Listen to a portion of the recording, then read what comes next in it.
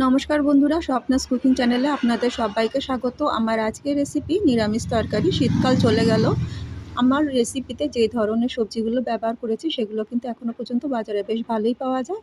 আর এই সবজির রেসিপিটা যে কোনো ধরনের ভাত ডালের সাইড ডিশ হিসাবে কিংবা রুটির সাথেও খেতে ভীষণ ভালো লাগে। তাহলে চলুন দেখে নেওয়া যাক আমার আজকের রেসিপি।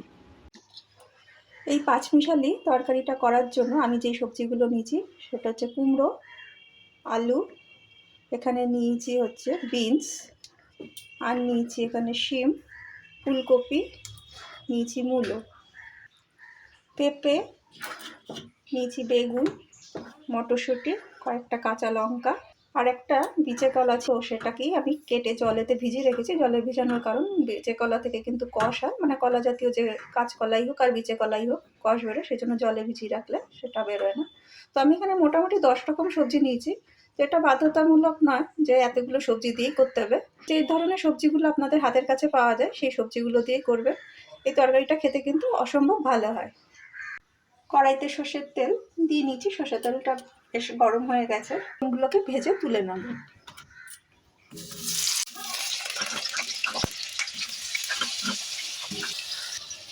বেগুনের মধ্যে সামান্য একটু নুন দিয়ে দিচ্ছি।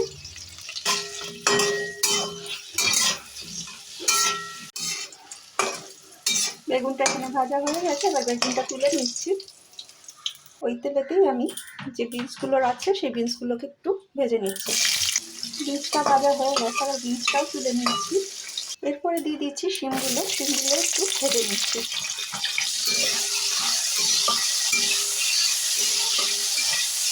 শিমটাও ভাজা হয়ে গেছে, এবার শিম ভাজাটা তুলে নিচ্ছি।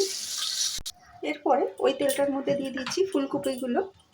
ফুলকপি এগুলোও অল্প করে ভেজে নিচ্ছি। ফুলকপি ভাজার সময় অল্প পরিমাণে এখানে নুন দিয়ে দিচ্ছি, তাতে ফুলকপিগুলো তাড়াতাড়ি ভাজা যাবে আর ডাটিগুলো বেশ একটু নরম হয়ে যাবে। ফুলকপিটাও ভেজে নিলাম, এবার ফুলকপি ভাজাটা তুলে নিচ্ছি। কড়াইতে আরও কিছুটা পরিমাণ সর্ষের তেল আমি দিয়ে নিয়েছি। আর এরপর একটা ফোড়ন দিয়েছি 1 চামচ এখানে 5 ফোড়ন, একটা শুকনো লঙ্কাকে কেটে নিয়েছি, আর এখানে 2টো তেজপাতা। ফোড়নটা কয়েক সেকেন্ড ভেজে নেওয়ার পরে দিয়ে দিচ্ছি কেটে রাখা আলু, তার সাথে দিচ্ছি পেঁপে, দিয়ে দিলাম কুমড়ো, এরপর দিচ্ছি মূলো, আর যে দিতে কলা করে দিয়েছিলাম কেটে সেটা দিয়ে দিচ্ছি। অল্প পরিমাণ নুন অ্যাড করে দিয়ে সবজিগুলোকে ভেজে নিচ্ছি।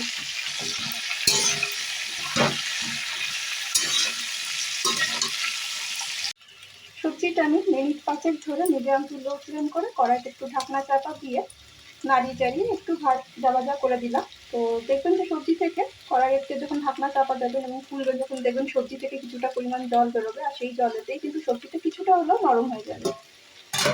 এখন দিয়ে দিচ্ছি একটা 1/2 ইঞ্চির মতো আদা, আর তার সাথে 2টো কাঁচা লঙ্কা, সেটা থেতো করে রেখেছিলাম, সেটা দিয়ে দিচ্ছি। এই সময় আমি মটরশুঁটিগুলো দিয়ে দিচ্ছি একসাথে, সব দিয়ে আবার একটু ভাজা করে দিচ্ছি। মিনিট নাড়াচাড়া করে নেওয়ার পরেই আমি এর মধ্যে দিয়ে দিলাম 1 চামচ হলুদ গুঁড়ো। 10 মিনিট পরে কড়াই থেকে ঢাকনাটা খুলে নিলাম। তো এখানে দেখা যাচ্ছে আলুটা সেদ্ধ হয়ে গেছে মোটামুটি, আর একটু করবো। এখন দিয়ে দিচ্ছি, যেহেতু নিরামিষ তরকারি তাই 1 চামচ, ছোটো চামচের 1 চামচ চিনির ব্যবহার করলাম, আর 4-5টা পাকা লঙ্কা দিয়ে দিচ্ছি। দিয়ে আবার ঢাকনা চাপা দিয়ে মিনিট 5 রান্না করে নিচ্ছি। মিনিট 5 বাদে ফিরে এলাম। তো এখানে সবজিগুলো কিন্তু সব সেদ্ধ হয়ে গেছে খুব ভালো করে।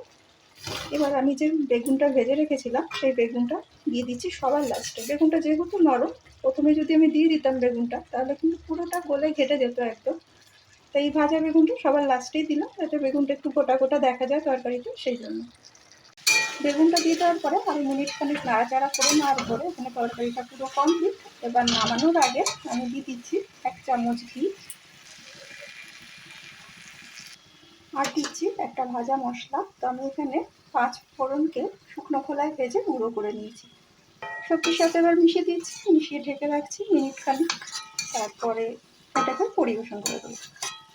এইভাবে পাঁচমিশালি সবজি দিয়ে যদি একটা তরকারি তৈরি করে নেওয়া যায় তাহলে কিন্তু ভাত ডালের সাথে সাইড ডিশ হিসাবেও খেতে যেমন ভালো লাগে, আবার ওপাশে লুচি, খিচুড়ি কিংবা রুটির সাথেও এই তরকারিটা কিন্তু খেতে দারুণ লাগে। যদি আমার আজকের এই রেসিপিটা আপনাদের ভালো লেগে থাকে তাহলে অবশ্যই একটা লাইক, কমেন্ট আর শেয়ার করবেন। আর নতুন নতুন ভিডিও পেতে আমার চ্যানেলটা সাবস্ক্রাইব করার অনুরোধ রইল।